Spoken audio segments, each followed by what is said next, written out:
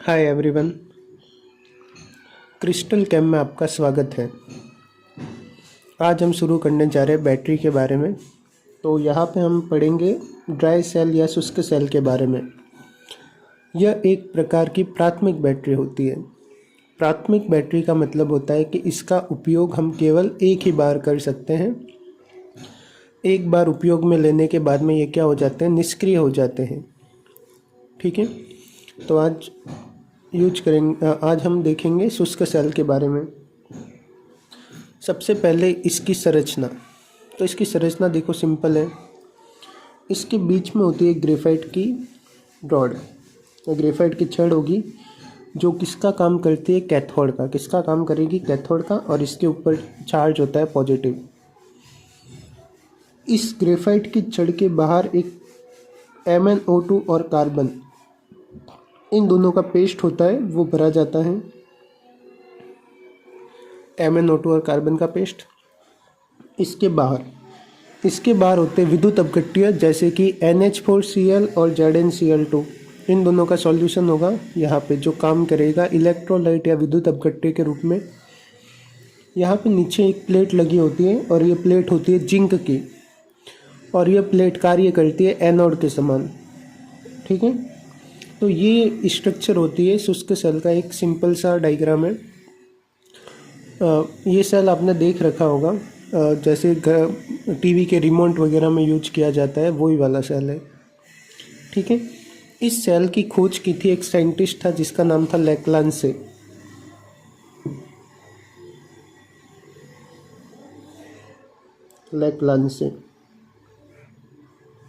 इस साइंटिस्ट ने इनको बनाया था, इसलिए इसको हम क्या बोलेंगे, लेक्लांसे सेल। क्या बोलेंगे, लेक्लांसे सेल।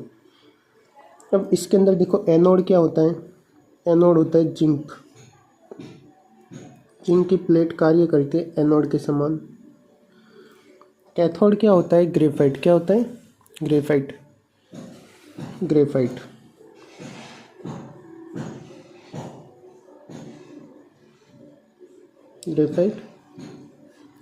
पर ग्रेफाइट जो होता है अक्रिय होता है, तो साथ में कौन आ जाएगा, MnO2 प्लस कार्बन का पेस्ट। इलेक्ट्रोलाइट इधर कौन होते हैं, इलेक्ट्रोलाइट यहाँ पे होते हैं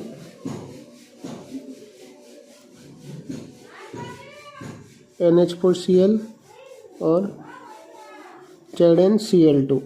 इम्पोर्टेंट है NH4Cl। ठीक है, अब देखते हैं इसकी केमिकल रिएक्शन। तो केमिकल रिएक्शन में देखो, एनोड में क्या होता है, सबसे पहले ये जो जिंक होता है रिएक्शन करता है किससे, NH4Cl के साथ में, और ये दोनों आपस में रिएक्ट करके बताते हैं। एक बनेगा ZnCl2 plus NH4 plus. Reaction को बैलेंस करेंगे तो यहाँ पे आ जाएगा 2, इधर भी आ जाएगा 2, और एनोड पे होता है ऑक्सीकरण। तो ऑक्सीकरण होगा तो साथ में क्या बाहर निकलेंगे, 2 इलेक्ट्रॉन। तो ये रिएक्शन हो जाएगी एनोड की।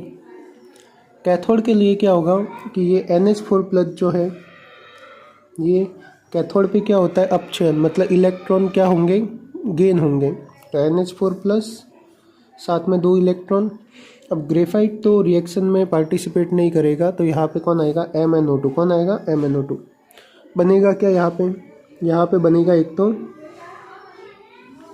NH3, बैलेंस करेंगे तो 2 NH3 प्लस MnO2 बदलेगा Mn2O3 में, और साथ में बन जाएगा H2O। तो ये रिएक्शन हो जाएगी कैथोड पे। बैलेंस करेंगे तो यहाँ पे 2 Mn है, तो इधर भी आ जाएगा 2। तो ये एनोड और कैथोड दोनों अलग से पूछते हैं कि ड्राई सेल के लिए एनोड और कैथोड वाली रिएक्शन लिखो।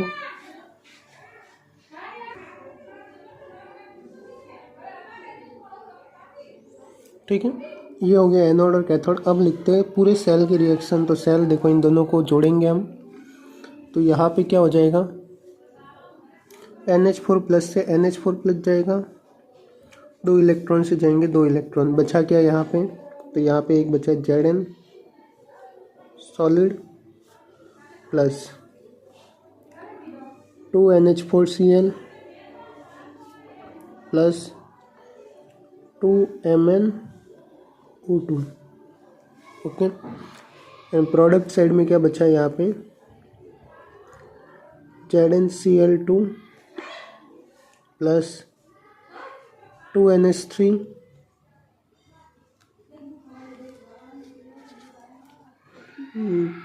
प्लस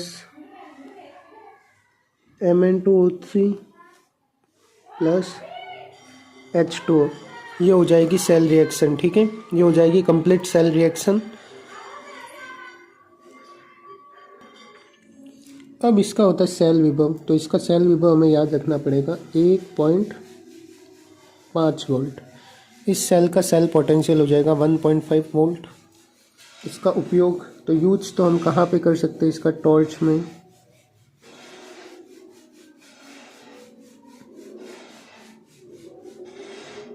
रेडियो, रिमोट,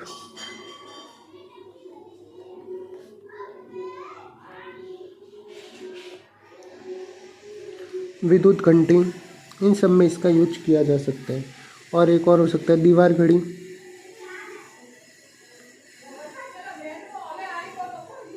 इसका यूज हो सकता है। अब देखो इस सेल के एक दो एग्जाम्पल भी हैं अलग से, उन दोनों एग्जाम्पल को याद रखना। सिल्वर सेल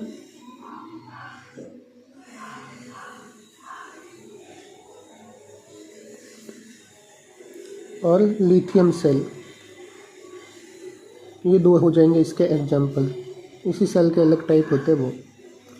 ठीक है, तो इससे रिलेटेड जितने भी सवाल पूछते हैं इस सब में कवर हो गए। सबसे पहला तो देखो डायग्राम पूछते हैं, इसका डायग्राम, उसके बाद में इसका लेक्लांसे सेल में नाम होता है, याद रखना।